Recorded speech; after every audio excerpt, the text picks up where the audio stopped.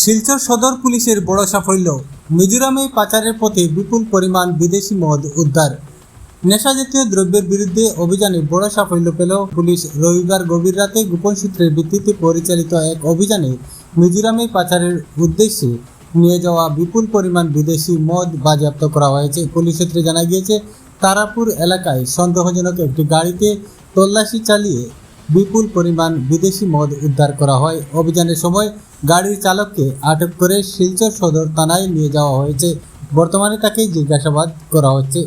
প্রাথমিকভাবে উদ্ধার হওয়া বিদেশি মদের বাজার মূল্য কয়েক লক্ষ টাকা হতে পারে বলে পুলিশের ধারণা। এই পাচার চক্রের সঙ্গে আরও কেউ জড়িত রয়েছে কিনা তা খতিয়ে দেখতে তদন্ত শুরু করেছে শিলচর সদর পুলিশ।